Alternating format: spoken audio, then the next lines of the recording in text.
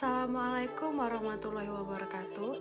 Perkenalkan, nama saya Raras Arroyo dengan NIM C1 C018102. Di sini saya akan menjelaskan tentang materi yang berjudul Aspek Keperilakuan pada Pengambilan Keputusan dan Para Pengambil Keputusan.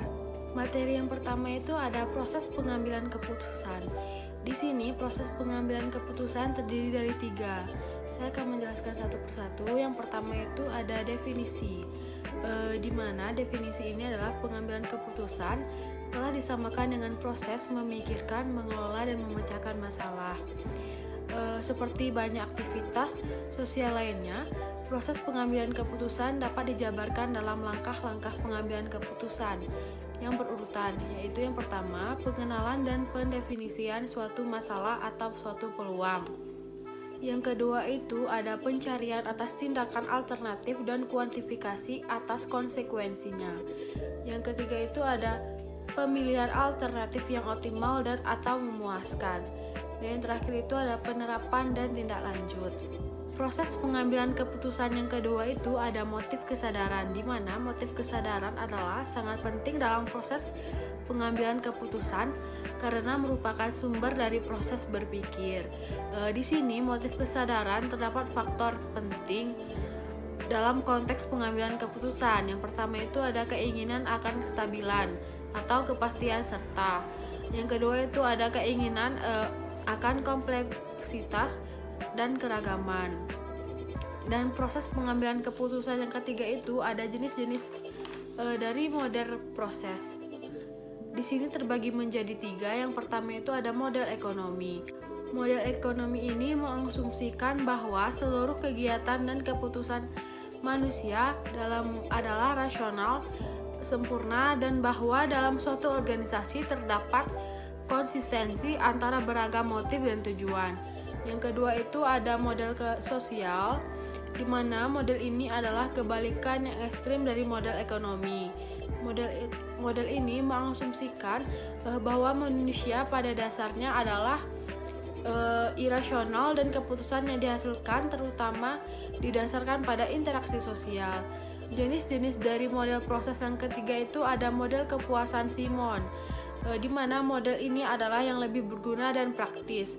Model ini didasarkan konsep Simon tentang manusia administratif, di mana manusia dipandang sebagai makhluk yang rasional karena mereka mempunyai kemampuan untuk berpikir, mengolah informasi, membuat pilihan, dan belajar. Materi selanjutnya itu ada pengambilan keputusan organisasi. Yang pertama itu ada perusahaan sebagai unit pengambilan keputusan, di mana suatu perusahaan dapat dianggap sebagai suatu unit pengambilan keputusan yang serupa dalam banyak hal dengan seorang individu.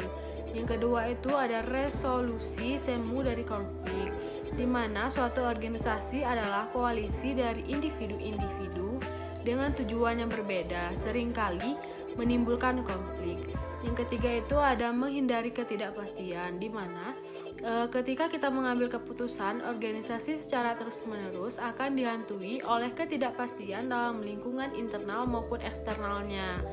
Yang selanjutnya itu ada pencarian masalah, di mana pencarian organisasional mempunyai 4 karakteristik. Karakteristik yang pertama itu ada pencarian tersebut motivasi oleh adanya suatu masalah atau peluang dan tidak akan berhenti sampai masalah itu terpecahkan atau peluang itu ditindaklanjuti. Yang kedua, pencarian tersebut bersifat sederhana karena pada awalnya hanya berkonsentrasi pada lingkungan dari gejala-gejala masalah dan alternatif yang paling jelas. Yang ketiga itu setiap pencarian bersifat bias.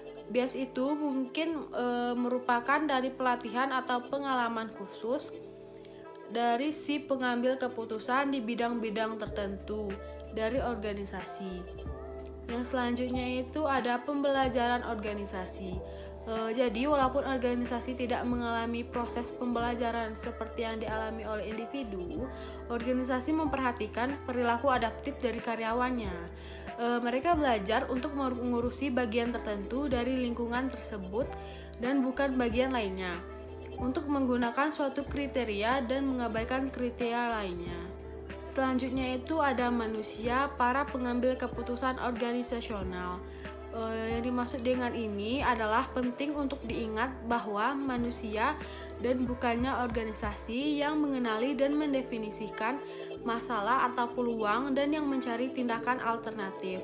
Manusialah yang memilih kriteria pengambilan keputusan, memilih alternatif yang optimal dan menerapkannya. Yang selanjutnya itu ada kekuatan dan kelemahan individu sebagai pengambilan keputusan, di mana batasan pengambilan keputusan secara rasional dari individu bervariasi menurut yang pertama itu lingkup pengetahuan yang tersedia dalam kaitannya dengan seluruh alternatif yang mungkin dalam konsekuensinya.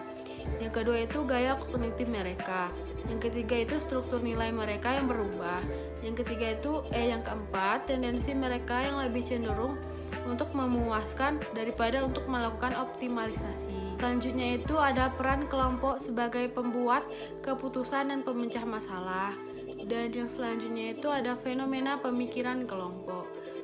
Pemikiran kelompok ini menggambarkan situasi di mana tekanan untuk mematuhi mencegah anggota-anggota kelompok individual untuk mempresentasikan ide atau pandangan yang tidak populer. Selanjutnya itu ada fenomena pergeseran yang berisiko atau dampak diskusi kelompok, di mana merupakan produk sampingan dari interaksi manusia. Yang selanjutnya itu ada kesatuan kelompok. Kesatuan kelompok ini adalah sebagai tingkat di mana anggota-anggota kelompok tertarik satu sama lain dan memiliki tujuan kelompok yang sama. Yang selanjutnya itu ada pengambilan keputusan dengan konsensus versus aturan mayoritas. Yang selanjutnya itu ada kontroversi yang disebabkan oleh hubungan atasan dan bawahan. Selanjutnya itu ada pengaruh dasar kekuasaan, dan yang terakhir itu ada dampak dari tekanan waktu. Materi selanjutnya itu mengenai pengambilan keputusan oleh pendatang baru versus oleh pakar. Di sini studi akan sikap pengambilan keputusan secara keseluruhan menunjukkan bahwa pendatang baru mengumpulkan data tanpa melakukan diskriminasi dan menunggu untuk melihat apa yang akan terjadi. Sebaliknya, para pakar mengumpulkan data secara diskriminatif guna menindaklanjuti observasi tertentu. Mereka secara teratur meringkas data tersebut dan memformulasikan hipotesis. Dalam pengambilan keputusan oleh pendatang baru versus oleh pakar, di sini terdapat 3 komponen. Yang pertama itu ada pengujian informasi, di mana pengujian informasi ini sebagai kegiatan menganalisis informasi yang disajikan dan menyeleksi untuk dipertimbangkan lebih lanjut. Yang kedua ini ada integrasi pengamatan dan temuan. Maksudnya itu ketika mengintegrasikan pengamatan dan temuan, para pendatang baru menghubungkan pengamatan dan temuan yang menjelaskan satu sama lain dan mengabaikan yang tidak. Yang ketiga itu ada pertimbangan, di mana pertimbangannya digunakan di sepanjang proses pengambilan keputusan, tampak lebih jelas dalam formulasi hipotesis, pengembangan petunjuk dalam formulasi keputusan akhir, dan dalam penyusunan ringkasan temuan. Baik, materi selanjutnya itu ada peran kepribadian dan gaya kognitif dalam pengambilan keputusan. Di sini, individu-individu dengan jenis kepribadian yang sama dapat memiliki gaya kognitif yang berbeda dan menggunakan metode yang sama sekali berbeda ketika menerima, menyimpan, dan memproses informasi. Dalam situasi pengambilan keputusan, kepribadian dan gaya kognitif saling berinteraksi dan memengaruhi atau menambah dan mengurangi dampak dari interaksi akuntansi. Materi selanjutnya itu ada peran informasi akuntansi dalam pengambilan keputusan. Di sini terdiri dari 5. Yang pertama itu ada data akuntansi sebagai stimuli dalam pengenalan masalah. Yang kedua itu dampak data akuntansi dalam memilih keputusan. Yang ketiga itu ada hipotesis keperilakuan dari dampak data akuntansi. Yang keempat itu ada umpan balik. Yang terakhir itu ada fiksasi fungsional. Itu saja yang dapat saya sampaikan tentang materi aspek keperilakuan pada pengambilan keputusan dan para pengambil keputusan. Jika terdapat kesalahan maupun kekurangan, saya mohon maaf. Saya tutup dengan wabillahi taufiq wa hidayah. Wassalamualaikum warahmatullahi wabarakatuh.